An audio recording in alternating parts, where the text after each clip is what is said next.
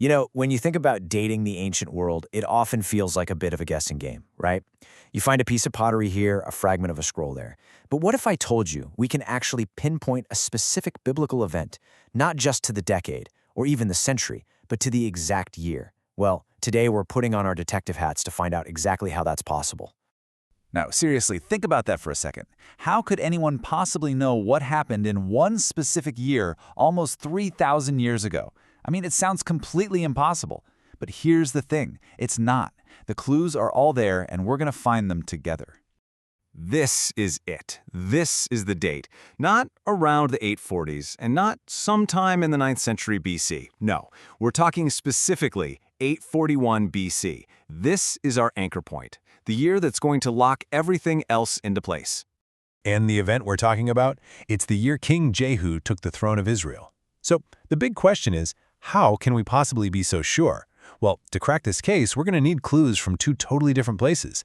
The biblical text, of course, and the records of a powerful ancient empire. Okay, so our investigation actually starts somewhere you might not expect. We're not opening the Bible first.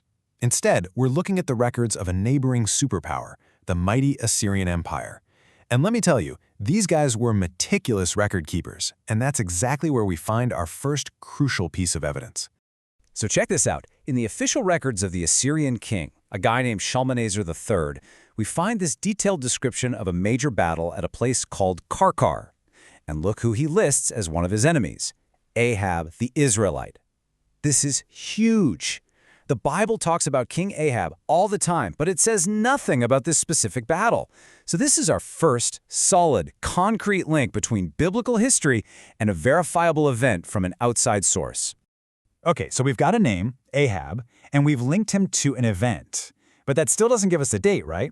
For that, we need our second clue. And honestly, this comes from a totally brilliant system the Assyrians came up with for keeping track of time. So instead of numbering their years like we do, 2023, 2024, and so on, the Assyrians did something different. They named each year after a different big shot official, who was called an eponym. So you wouldn't say, I was born in 870 BC. You might say something like, I was born in the year of the chief cupbearer. Kinda cool, right? And the system, it was so simple but so powerful. Every year gets a name. You write those names down in order, and pretty soon you got this long, unbreakable chain. And get this, archaeologists have found lists that give us this perfect year-by-year sequence all the way from 892 down to 648 BC. That's 244 years where we know the exact order of events. Okay, but here's the catch, and it's a big one. This chain of names is just, well, it's floating in time. We know the sequence, but we don't have a single solid date we can pin to our modern BC calendar. So, how do we anchor this thing? How do we lock it down? All right, this is where the story gets really good. This is the aha moment, the breakthrough that changes everything. The key to cracking this whole code didn't come from an ancient king or a battle report. Nope, it came from the sky. Yep, a solar eclipse. You know, a totally predictable, calculable, astronomical event. And one little note about it from an ancient scribe, well, it changes everything. Okay, so this is the golden ticket right here. Tucked away in that big eponymous list, for the year named after a governor, a guy named Ur-Satalu, the scribe just casually notes a major event. An eclipse of the sun took place.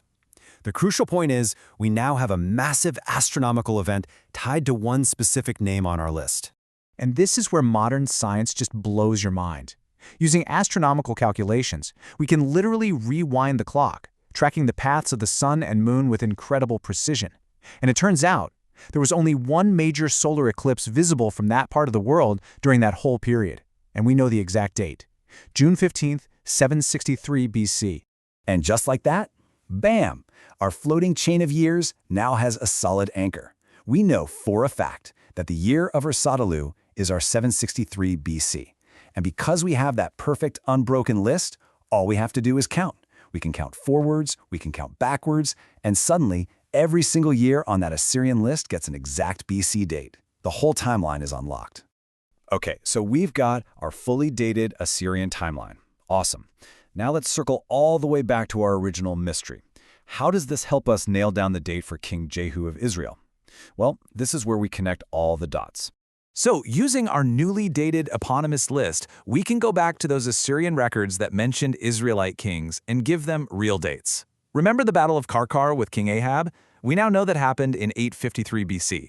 And then, a little later, King Shalmaneser's records show him getting tribute from another Israelite king, Jehu. The date for that? 841 BC. So look at that. According to a completely separate, totally independent source, the Assyrians, there is a precise 12-year gap between an event involving King Ahab and an event involving King Jehu. And now, for the final, absolutely incredible piece of this puzzle. Historians go back to the biblical text, right? And they count up the reigns of the kings who ruled between Ahab's death and Jehu taking the throne. And what do you think they find? A gap of, you guessed it, exactly 12 years. The two independent timelines, one from Assyrian war records and one from the Bible, they match up perfectly. And that is how we can say with so much confidence that King Jehu's reign began in 841 BC. Case closed. So, we solved the puzzle. And that's pretty cool. But what's the big picture here? I mean, why does getting one single date from thousands of years ago matter so much in the grand scheme of things? Well, what this really shows us is how modern history actually gets done. It's almost never about one single smoking gun document. It's about being a detective. It's about weaving together all these different clues from completely different worlds. We've got Assyrian military records, a celestial event, and the biblical narrative itself. On their own, none of them could solve the puzzle. But together, they're unstoppable. This is the power of what historians call synchronization. When you can lock two different timelines together, like the Assyrian and the biblical ones, it does way more than just confirm one date. It lights up the history of the entire region. It gives us this much clearer, much richer picture of how these ancient civilizations were actually interacting. It's what turns a collection of stories into a verified history. And it really leaves you with this final, kind of mind-blowing thought, doesn't it? This whole ancient mystery was completely solved because some long-forgotten scribe decided to jot down a quick note about an eclipse. It just makes you wonder, what other hidden histories, what other secrets are still out there, just waiting for us to unlock them by combining the records written on Earth with the timeless records written in the stars?